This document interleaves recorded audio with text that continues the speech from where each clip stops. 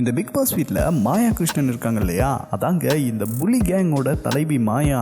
அவங்க ஒரு ஓரின சேர்க்கையாளர் அப்படின்ற ஒரு நியூஸ் வந்து இப்போ சோசியல் மீடியாவில் வைரலாக போய்கிட்டு இருக்கு. அதை பற்றி தான் இந்த வீடியோவில் நம்ம பார்க்க போகிறோம். வாங்க வீடியோக்குள்ளே போகலாம். இந்த பிக் பாஸ் மாயா அப்படிப்பட்டவங்க, அவங்க என்ன படுக்கையில் நாசம் செஞ்சுட்டாங்க அப்படின்னு ஒரு நடிகை வந்து பகிரங்கமா இவங்க மேல புகார் கொடுத்துருக்காங்க. ஆனா இதுல என்ன ஸ்பெஷல் அப்படின்னு பாத்தீங்கன்னா, அவங்க வந்து இப்போ புகார் கொடுக்கல, ஒரு சில வருஷத்துக்கு முன்னாடி கொடுத்துருக்காங்க. அதுதான் இப்போ வைரல் ஆகிட்டு இருக்கு. இதுல ஆச்சரியப்படுறதுக்கெல்லாம் எதுவுமே இல்லை. ஏன்னா இந்த பிக் பாஸ் வீட்டுக்கு யார் யாரெல்லாம் போறாங்களோ அவங்க சின்ன வயசுல இருந்து இப்போ வரைக்கும் என்ன பண்ணிருக்காங்க அப்படின்றத அடிமட்டம் வரைக்கும் போய் அலசுறது தானே என்ன மாதிரி யூடியூபர்ஸோட வேலை. ஸோ அந்த வகையில் இப்போ மாயாவோட இந்த மேட்டர் மாட்டியிருக்கு.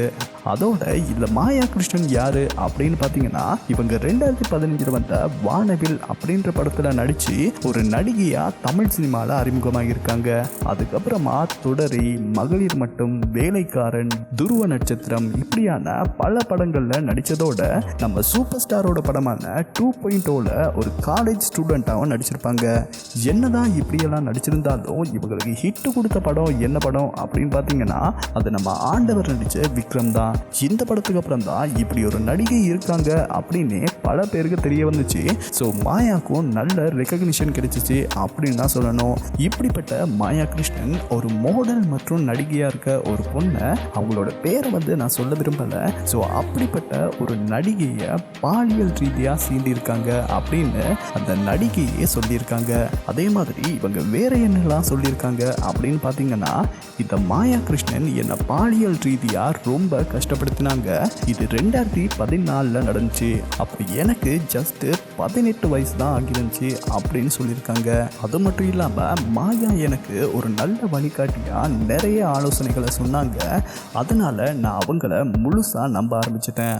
அதுக்கு அடுத்த சில மாசங்கள்லயே எங்க 2 பேருக்கு இருக்கக்கூடிய நெருக்கம் வந்து ரொம்ப அதிகமானதுல ஒரு கட்டத்துல மாயா நான் அவங்க கூட மட்டும்தான் பழகணும் அப்படின்ற மாதிரி ஆசைப்பட ஆரம்பிச்சிட்டாங்க. அதுக்கேற்ற மாதிரி செயல்படவும் ஆரம்பிச்சிட்டாங்க.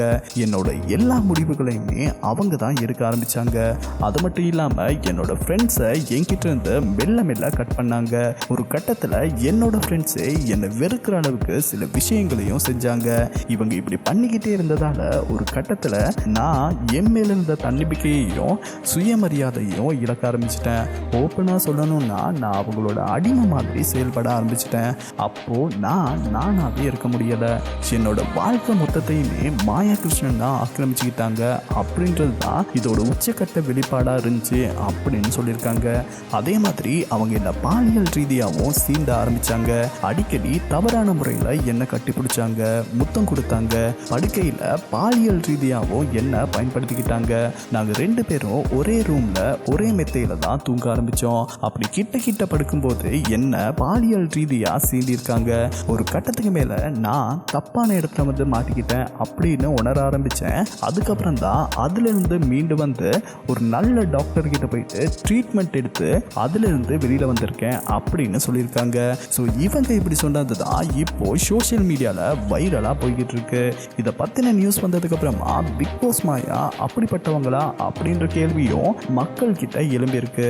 ஆனா அது அவங்களோட தனிப்பட்ட வாழ்க்கை, அவங்க எப்படி இருக்கணும் அப்படின்னு அவங்க தான் முடிவு பண்ணணும். இருந்தாலும் அவங்க ஆசைக்காக விருப்பமே இல்லாத ஒரு பொண்ணை இப்படி எல்லாம் செய்யறது வந்து தப்பு தானே. ஸோ இதை பத்தி நீங்க என்ன நினைக்கிறீங்க அப்படின்றத மறக்காம கமெண்ட் பாக்ஸ்ல சொல்லிடுங்க.